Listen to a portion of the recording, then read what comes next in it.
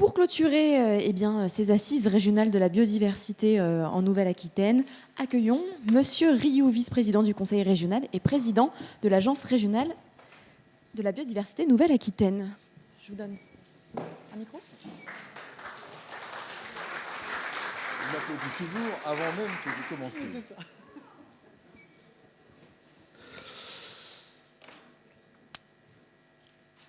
Bonjour à toutes et tous, à ceux que je n'ai pas salués. Bonjour, rebonjour, monsieur le directeur de l'agence. Oui, de l'Office, merci, j'ai eu un blanc. De l'Office régional de la biodiversité et de Didier Labatte, son adjoint. Merci, monsieur le président du Césaire, de nous avoir rejoints. Quand l'université, quand la géographie arrive jusqu'à la biodiversité, c'est très flatteur pour vous, ma chère Géraldine, et à toute votre équipe. Bon, tout d'abord, merci à toute l'équipe de l'ARB d'avoir préparé ces assises de la biodiversité qui ne doivent pas être les assises de l'ARB uniquement. Entendons-nous bien, c'est bien l'assise de l'ensemble des participants au destin du vivant dont il s'agit. Mais ça a été l'occasion, effectivement, pour relancer la dynamique de l'EPCE dans sa nouvelle configuration, de mettre en exergue toute la matinée, et puis cet après-midi par l'animation, les travaux de ces assises. Des assises, tiens, d'ailleurs. Qu'est-ce que c'est des assises ? Moi qui ne suis pas universitaire, mon cher Yves, si on réfléchit un petit peu à ce que ça veut dire, regardons du côté du XIe et du XIIe siècle, les assises de Jérusalem, c'est aller conquérir, professer au loin et mener des conquêtes. Les assises, c'est aussi être assis et donc être immobile. Et ça, c'est pas possible. Et puis des assises, c'est aussi une cour pénale, une cour juridictionnelle qui n'est pas notre façon de voir le vivant et surtout de ne condamner personne et aucun acteur pour qu'on puisse progresser ensemble. Alors, l'ARB, vous le savez, c'est avant tout un observatoire qui permet, vous l'avez vu tout au cours de la journée, de dégager des indicateurs. On me dit 49 indicateurs, 1800 fiches cartographiques qu'on superpose avec 20 000 revues annuelles absolument incontournables pour toujours avoir bien la certitude que les paramètres sont des paramètres justes et qui sont toujours en évolution. Mais l'ARB, c'est aussi tout ce qui va être et devenir en termes notamment de séquence ERC, qui est une vraie technique que nous sommes en train presque d'apprendre ensemble, et puis des nouvelles modalités, des nouvelles questions qui sont posées. On a pu le voir tout au long de cet après-midi, autour de la place des territoires. Qu'est-ce que c'est un territoire qui se projette demain dans une peut-être nouvelle histoire-géographie, avec des paramètres nouveaux. On a entendu parler d'aménité rurale tout à l'heure. Qu'est-ce que ça veut dire en responsabilité qu'être un territoire Natura 2000 dans le cadre de Biodiversité 2030 au sens européen du terme, du Green Deal? Quelle est la responsabilité d'un maire sur ces questions-là? Mais quelle est aussi son interaction, on l'a entendu au cours de l'après-midi, notamment par l'intervention de Pascal Monnier au Grand Angoulême, quelle est l'interaction entre l'élu local, représentant sa communauté, avec le monde de l'entreprise? Et moi, ce que j'observe, c'est que plus on avance dans le temps et dans les difficultés que génère notre société, par moments, souvent, la fracture entre le monde de l'économie et les élus, ou, on pourrait le dire autrement, entre le capital et la loi, cette fracture, petit à petit, elle s'atténue et il y a une complémentarité profonde qui est en train de s'établir.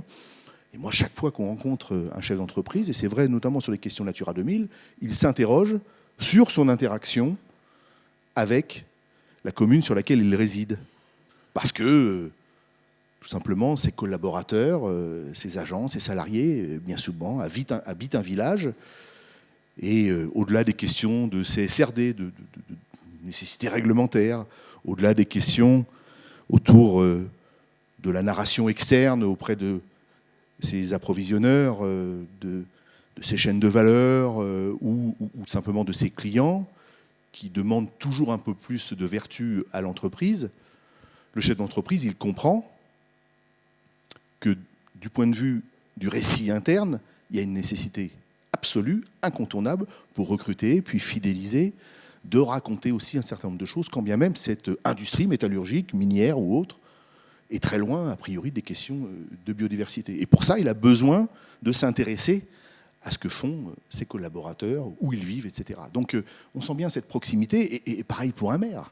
Un maire s'interroge en permanence, alors ce n'est pas un phénomène nouveau, mais sur les dynamiques sociologiques, socio-économiques sur son territoire. Donc on voit bien deux enjeux qui se rapprochent avec sans doute en perspective les limites des ressources de la planète qu'on connaît bien maintenant, qui ont largement été identifiées depuis très longtemps, mais dont petit à petit, avec les crises qui se succèdent, crise énergétique, crise financière, crise du management parfois, souvent, eh bien, les intérêts majeurs qu'on a à inventer ce nouveau récit.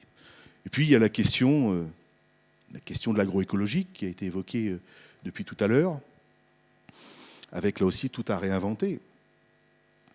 Bien sûr, la compétitivité d'une exploitation agricole, d'une ferme, comme l'appellent d'autres, réside dans son potentiel marchand, avec parfois, c'est vrai, souvent, trop souvent, une compétitivité internationale qui peut mettre en danger. Mais je ne crois pas, de mon point de vue, et je pense que l'agence peut aussi réfléchir à ces paramètres et d'autres, que ce soit les seuls déterminants des problèmes fondamentaux que l'on rencontre en agriculture aujourd'hui et qui doivent nous conduire vers l'agroécologie. Il y a une évidente, et vous avez vu ce récent rapport, et puisque au sein de l'ARB, nous avons aussi un observatoire régional de l'eau, un rapport interministériel, et c'est pas si courant. Et c'est pas si courant entre le CGER du ministère de l'Agriculture, le CGDD du ministère de l'Environnement et des Transitions et de Solidarité, alors je ne sais plus s'il a encore ce nom MTES, enfin peu importe, le Hôtel de Roquelaure et Tour Sequoia à la Défense, et puis le ministère de la Santé qui nous propose un rapport qui tire quand même les sonnettes d'alarme sur la qualité de l'eau dans notre pays et sa disponibilité, et presque qui pose la question de sa salubrité. Donc là, la question agroécologique, elle est fondamentalement posée. Il y a la question des dynamiques démographiques qui se posent, avec ce renouvellement générationnel. En Nouvelle-Aquitaine, 58 000 agricultrices, agriculteurs, si rien ne se fait, au vu de la démographie, on va finir à 30 000 dans 10 ans. Et ça, c'est évidemment pas tenable. Donc, comment penser cette installation et comment redonner un projet nouveau à l'agriculture de nos contrées? Et l'installation un petit peu classique, standard, finalement, elle ne concerne aujourd'hui plus qu'un tiers, 40% des agriculteurs. La plupart des nouveaux qui arrivent, des nouveaux entrants, ils ont d'autres perspectives. Donc ça aussi, il faut qu'on le prenne absolument en compte. Et puis, ce qui est très dur à vivre aujourd'hui dans cette agriculture qui a voulu se moderniser, c'est évidemment la question du surendettement, qui n'est pas posée, ou pas suffisamment posée, etc., etc. Les paramètres sont assez nombreux, donc cette question de l'agroécologie doit être posée par l'ARB aussi. Alors j'entends les limites, d'autres cénacles posent cette question-là, à commencer par la région qui s'intéresse sur des expérimentations à penser, à mener sur cette question, mais on doit certainement avancer tous ensemble. Et comment penser l'eau et la question de la biodiversité comme des matrices, comme des moteurs, comme des carburants de l'agriculture de demain, ça me paraît absolument incontournable. En tout cas, c'est sans doute un sujet européen assez profond. Géraldine, j'oublie sans doute un tas d'activités. On n'est pas là pour faire le bilan d'activité de l'ARB, mais toutes les questions qui peuvent être posées dans le cadre de ces assises. Évidemment, la SRB. la SRB, avec tout ce qu'embarque la SRB, la place de l'action publique encore quand même, hein, avec l'OFB, avec la région, avec l'État, et les 4300 communes, les 12 départements, les 155 intercommunalités qui doivent s'interroger, et toutes les actions que nous avons à mener, hein, 50 projets de territoire. Moi, c'est ce que je retiens, qui me paraît l'essentiel de cette question de SRB, mais d'autres questions sont posées également. Ça, c'est les éléments un petit peu factuels, très concrets, de ce qui doit être fait dans le cadre des missions de l'ARB, dans le cadre des réflexions qui sont posées durant ces assises. Et puis, il y a le sens. Il y a le sens qu'on doit donner. Et je sais que notre président régional, Alain Rousset, y est très attaché. Quel sens on donne dans cette société qui est en plein bouleversement, où le peak oil est passé depuis 2008. Alors, il y a des extractions non conventionnelles, de gaz de schiste et autres, d'autres sources fossiles nouvelles, mais qui coûtent cher et qui ont un impact, un coût qui n'est pas encore mesuré suffisamment sans doute. En tout cas, on voit bien que ces limites sont atteintes, qu'on commence à atteindre aussi les limites de l'extraction minière, des métaux rares, des métaux semi-précieux, pour aller vers cette modernisation souhaitée par nous, par d'autres, et surtout par les pays qui sont moins avancés, qui aspirent aussi à vivre à nos niveaux de vie. Mais on sent bien quand même qu'on touche un petit peu aux limites de ces extractions fossiles et minières qui, par la révolution industrielle, ont pu dégager cette civilisation et ces démocraties que nous connaissons aujourd'hui dans nos pays occidentaux. C'est grâce à la révolution industrielle, c'est-à-dire comment garantir que le lendemain sera meilleur que le jour et que ce jour même est déjà mieux que le passé. Et là, on arrive un petit peu au bout. Donc il faut que nous réinventions. Et moi, je n'imagine pas d'autre récit que celui d'une confrontation, mais aussi d'un partenariat, d'une coopération forte entre le genre humain et les écosystèmes. Il n'y a biophysiquement, finalement, pas d'autre sortie que cette composition. Il n'y a pas d'autre sortie. Donc tout ça, ça s'étudie, ça se pense. On est suffisamment intelligent maintenant pour ne pas n'être fondé que sur l'empirisme, mais aussi sur l'expérimentation et sur les conclusions qu'on peut en tirer. Mais c'est vers ça qu'on va. Et puis, après les cultes polythéistes, monothéistes, puis les cultes de modernisation avec cette révolution industrielle, puis le culte de l'argent, je le disais encore l'autre jour, bien sûr, puis le culte de soi-même, issu déjà du XVIIIe siècle et du siècle des Lumières, avec le droit au bonheur, le droit à l'individu, le droit à chacun. C'est la consécration finalement de L'Oréal, la crème de jour puis crème de nuit pour être plus beau le lendemain. Mais finalement, tout ça, in fine, ne satisfait pas complètement ni l'individu, ni le sens qu'on donne au collectif. Et je ne sais pas comment vous le voyez, on peut partager bien sûr les pensées, et ce serait avec plaisir, mais ce qui nous conduit inexorablement vers un ailleurs, c'est à mon avis la question du soin. La question du soin aux écosystèmes, la question jusqu'aux questions de santé publique, la question de cette économie du care, voire, et là je vais politiser mon propos, de cette économie de la protection. D'autres nous disent, on va vous protéger.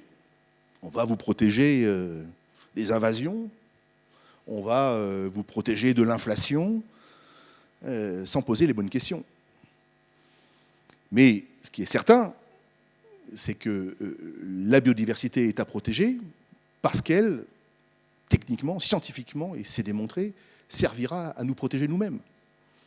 Et que, je parlais de l'agriculture tout à l'heure, que cette question climatique qui va nous bouleverser à un point qu'on ne peut pas l'imaginer, on voit déjà les dégâts, et moi, vous le savez, professionnel de la chose, lorsque je finissais de battre mon blé du côté de Niort le 20 juillet, aujourd'hui, si le temps est beau, le 1er juillet, c'est terminé. On a gagné une journée de maturité par an.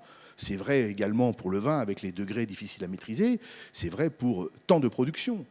Donc il faut aussi qu'on puisse penser cette interaction climat-biodiversité, une interaction à bénéfice ou à déficit réciproque.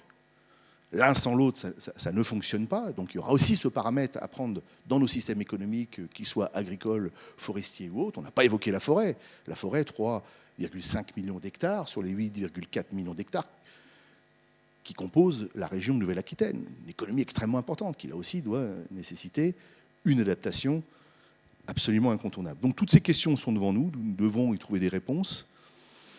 Mais il y a le fort à parier. Encore une fois, d'un point de vue absolument rationnel et scientifique, que nous ne ferons pas l'économie des questions posées par le vivant à travers la biodiversité jusqu'à l'espèce humaine. Et je crois que c'est ce sens que nous devons donner ensemble aux questions et à notre activité, à l'ARB, mais à l'ensemble des acteurs qui peuvent composer ces assises. Je vous remercie.